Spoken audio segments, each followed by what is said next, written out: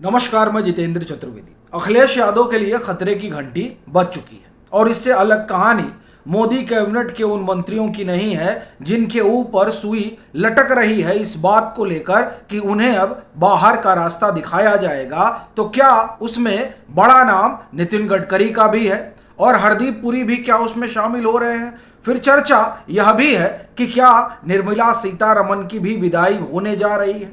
ये जो सवाल उठा है वो इसलिए उठा है क्योंकि एक बड़े फेरबदल का दौर फिलहाल शुरू हो चुका है और उसकी पहली कड़ी इस्तीफों का दौर है। तो किसका अभी तक इस्तीफा हुआ ये जानेंगे।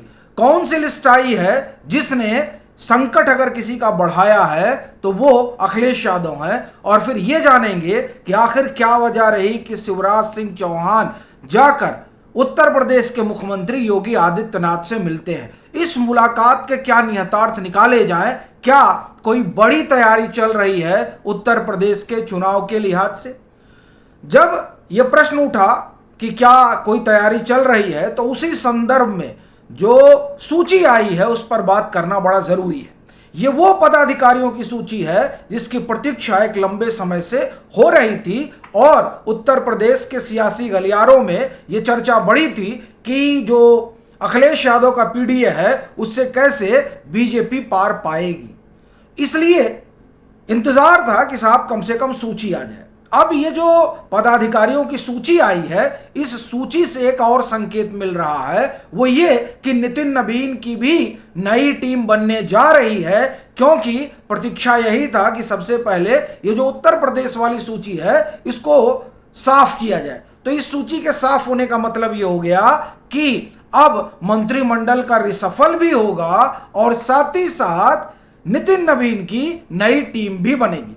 लेकिन उस पर बाद में आएंगे। पहले समझते ये हैं कि क्यों कहा जा रहा है कि अखिलेश को झटका लगा है और आखिर में कौन सी बिसात बिछा दी गई है। एक बिसात तो सांसदों के टूटने की आई है जिस पर लगातार चर्चा हो रही है, लेकिन अभी बात कर रहे हैं 2027 के विधानसभा चुनाव की, जिस बाबत ये पूरी आप ये कहें कि बाड़ेबंदी हुई है और उसी बाड़ेबंदी के तहत ये जो सूची है वो जारी की गई है। इस सूची ने सही मायने में अखिलेश यादव के पीडीए का धुआं छुड़ा दिया। हवा में उड़ गया इनका पीडीए। वैसे भी माना जा रहा था कि पीडीए इनका हवा में ही है, क्योंकि जिस समीकरण पे ये चलते हैं ये यानी अखिलेश यादव, उस समीकरण में पीडीए उड़िए तो ये भूल जाए। एमओआई से बाहर जा नहीं पा रहे हैं और अब की बार जिस तरह से बीजेपी ने मोर्चेबंदी की है उसमें लगता है कि वाई ही रहेगा, एम भी भाग जाएगा। और अगर कांग्रेस ने भी खम ठोका तो वो जो है एम भी आप एक तरह से कहें कि जो थोड़ा बहुत है वो भी नहीं रहेगा। देखिए परिस्थितियां इनके लिए बड़ी गंभीर हो गई हैं, इसलिए मैं कह रहा हूं कि वाई भाग जाएगा और जो एम है उसको उठा ले जाएंगे कांग्रेस वाले। देखिए क्या है कि मोहन यादव फिर आएंगे, उत्तर प्रदेश टहलेंगे, और जब वो उत्तर प्रदेश टहलेंगे तो वो जो वाई है वो फिर अब सपा में नहीं रह पाएंगे। फिर भूपेंद्र यादव को देखिए, पहले भी हम लोगों ने बात की थी कि जो पूरी टूट फूट हो रही है उस टूट फूट का सेंटर पॉइंट अगर कोई बना तो भूपेंद्र यादव का आवास। क्यों बना? सीधा मैसेजिंग था उत्तर प्रदेश के लिए। तो अखिलेश यादव का मामला बड़ा गड़बड़ा गया है और फिर यह सूची आ गई। इस सूची में उनके पूरे पीडीए का एक तरह से कहा जाए कि जो उनका अभियान है उस अभियान को ही ध्वस्त कर दिया गया। क्यों? देखिए आप, यूपी भाजपा का पिछड़ा कार्ड, 6 में से 4 क्षेत्रीय अध्यक्ष, कई उपाध्यक्ष ओबीसी, यानी ये आप एक तरह से कहें कि सोशल इंजीनियरिंग की जो वानगी है उस वानगी को पूरी तरह से उतार दिया गया है। अब आप सुनिए, राज्य में भाजपा का संगठन 6 क्षेत्रों में विभाजित है, उसमें से 4 क्षेत्रों के अध्यक्ष ओबीसी वर्ग से हैं। इसमें पश्चिमी क्षेत्र के अध्यक्ष नवाब सिंह नागर बने हैं जो गुज्जर बिरादरी के हैं। गुज्जर बिरादरी पर अखिलेश यादव की टोली बड़े डोरे डाल रही थी और गुज्जर एक तरह से कहा जाए कि बीजेपी के पक्ष में लामबंद रहा है, लेकिन इस बार इन लोगों की कोशिश थी कि उसको तोड़ा जाए। फिर दूसरा देखिए, इसके अलावा ब्रज क्षेत्र से पूरनलाल लोधी को मिली है। वहीं कानपुर क्षेत्र के अध्यक्ष जो हैं वो रामकिशोर साहू बने हैं। काशी क्षेत्र के अध्यक्ष जो है अशोक चौरसिया बनाए गए हैं। अवध क्षेत्र के अध्यक्ष अवधेश द्विवेदी बने हैं। वहीं गोरखपुर क्षेत्र की कमान विनोद राय को मिली है। वो भूमिहार समाज से आते हैं, ये सब तो आप समझ ही रहे हैं। फिर देखिए, प्रदेश उपाध्यक्ष कुल 19 बनाए गए हैं। इसमें बड़ी संख्या जो है वो ओबीसी की है। सतपाल सैनी, पूजा पाल, दुर्विजय शाक्य, देवेश कोरी, सुरेश मौर्य, राजेश यादव। फिर 8 महामंत्री, जिसमें से 4 ओबीसी वर्ग के आते हैं। ठीक साहब, अब आप देखिए कि जो इन्होंने पिछड़ा दलित का कार्ड खेला और उसमें ए भी जोड़ दिया गया था, तो ऐसा लग रहा है ए तो उड़ गया।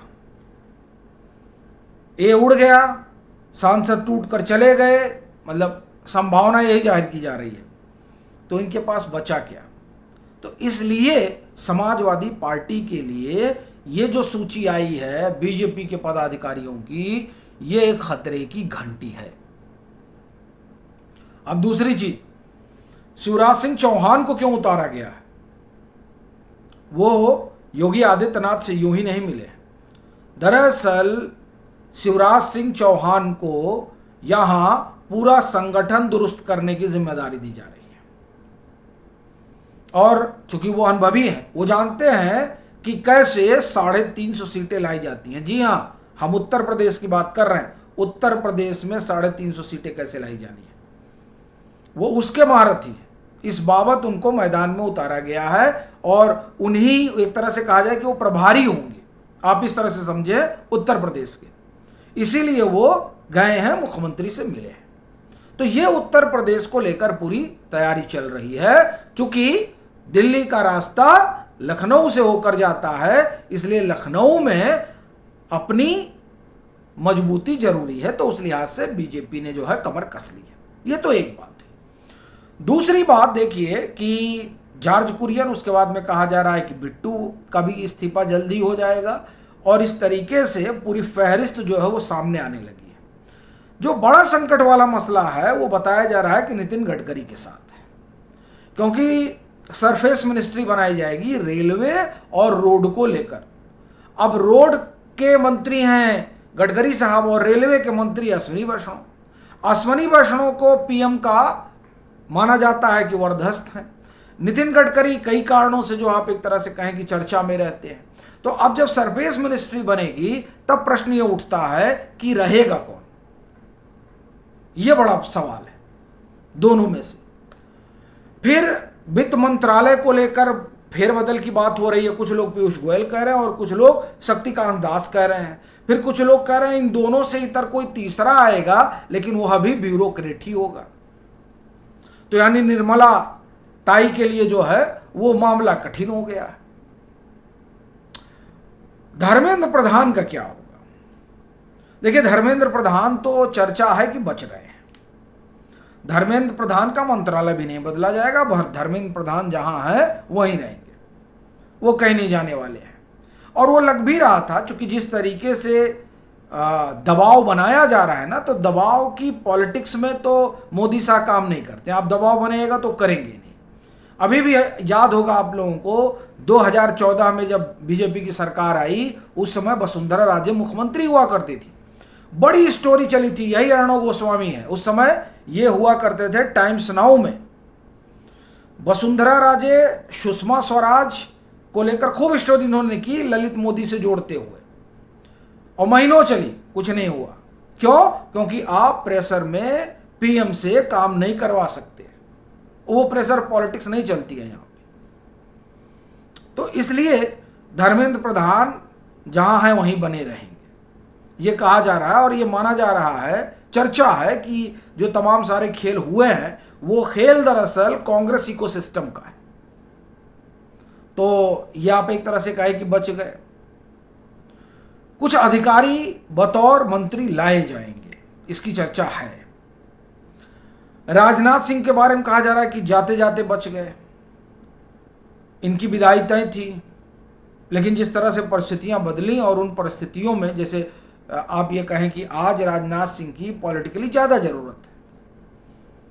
वो ट्रबल शूटर के तौर पे संघ भी नाराज है, उधर उत्तर प्रदेश में भी आप देखिए। तो ये जो तमाम तरह की चीज़ें, इसलिए माना जा रहा है कि उनका जो संकट था वो टल गया है। कुछ लोग कह रहे हैं स्मृति ईरानी को फिर लाया जाएगा, इसकी भी चर्चा है। यानी कुल मिलाकर चर्चाओं का दौर गर्म है। और ये चर्चा अचानक इसलिए भी उठ पड़ी क्योंकि बीजेपी उत्तर प्रदेश की लिस्ट आने का मतलब यह है कि सारी चीजें अब परवान चढ़ने जा रही हैं। तो अभी प्रतीक्षा होगी सबको कि कब जो है नितिन नवीन की नई टीम आ जाए और कब जो ये मंत्रिमंडल के विस्तार वाला जो पिटारा है वो निकल कर सबके सम्मुख आ जाए। बाकी आप लोगों की क्या राय है, ज़रूर साझा करिएगा।